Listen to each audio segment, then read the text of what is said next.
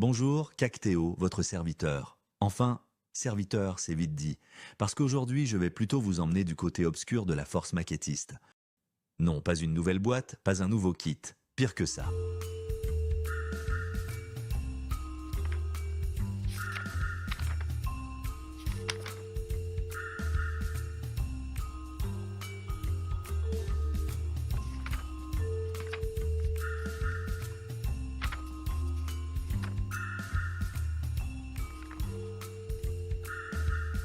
Oui, cette feuille pleine de dessins minuscules, de flèches qui partent dans tous les sens et de numéros qu'on n'arrive jamais à retrouver. Bref, l'ennemi juré du débutant.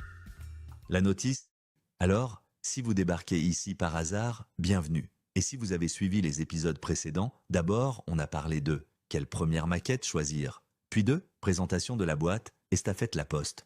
Les deux vidéos sont en description, comme ça vous êtes parés. Mais maintenant, on passe à l'étape que personne n'ose avouer, celle où on ouvre la boîte, on sort la notice, et on se dit « Oula, c'est moi qui dois comprendre ça ». Oui, je vais faire une petite parenthèse. La notice, vous savez, ce truc maudit que, soyons honnêtes, nous les hommes, on adore snober. Un meuble Ikea, la notice va direct à la poubelle. 3 heures plus tard, quand madame demande son meuble, il est où? Bah, Ikea a oublié la notice. Voilà. C'est ça la grande histoire des hommes et des notices. Mais là, pas de bol. On n'est pas de simples hommes, on est des maquettistes. Et nous, on sait qu'on en a besoin de cette satanée notice. Eh oui, pas bête les gars. Alors cette vidéo, elle est justement là-dessus. Pas pour vous expliquer ce qu'est une notice, je vous prends pas pour des débiles, mais pour mettre le doigt sur les petits pièges, ceux qu'on ne remarque pas tout de suite. Moi j'ai mis du temps à percuter. Dès la première page, on se dit « Ok, tranquille, il y a toutes les peintures listées et 3 décorations possibles. A, B, C, simple. Sauf que non, parce que les lettres A, B, C, ce n'est pas que pour les peintures, ça sert aussi pour les pièces. Et là, faut suivre, parce que sinon, bienvenue dans le monde merveilleux des erreurs irréparables.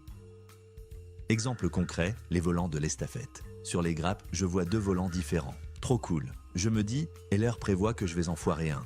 Eh ben non, c'est juste que le modèle A, la Poste, a un volant, le modèle B, Pompier, un autre, et le modèle C, Renault, Orange. Devinez quoi? Il a aussi un volant. Mais pour le trouver, faut pas rester sur la case 1. Non, non. Faut feuilleter jusqu'à la case 85. Alors là, moi j'ai crié un bon vieux. Pourquoi ils n'ont pas juste mis A et C ensemble dans la case 1 et B de l'autre côté? Mystère. Peut-être qu'ils testent notre patience?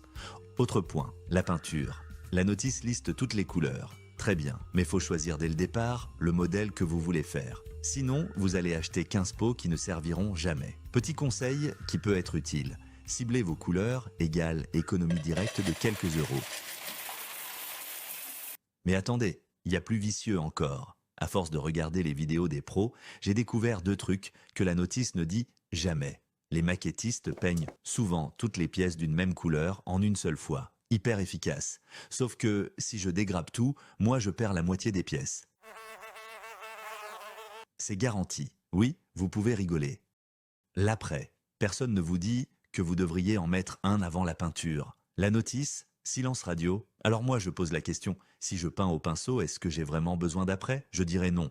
Parce que si je suis un vrai débutant planqué dans ma grotte, je ne sais même pas que ça existe, l'après. Bref, on avance doucement dans la notice, on dégrappe, on peint, on colle, on progresse, et puis arrive le moment fatidique, la décoration extérieure. Et là, on respire un grand coup parce qu'on n'est pas sorti des ronces. Et pour justement essayer de sortir de ces ronces et être sûr qu'on n'oublie rien, j'ai piqué une idée aux pros. Oui, aux maîtres du collage plastique, aux surdoués qui nous montrent leur montage nickel comme si c'était de l'horlogerie suisse. Alors moi je me suis dit, autant leur voler leur petite combine. Après tout, ils partagent nous pour ça, non? Merci les gars. Et donc l'astuce, le stabilo. Oui, je vous entends d'ici, mais de quoi il parle encore? Eh bien un jour, pendant que je gardais mon neveu, enfin plutôt pendant qu'il me vidait le frigo, j'ai farfouillé dans son sac et je lui ai emprunté 3 stabilos.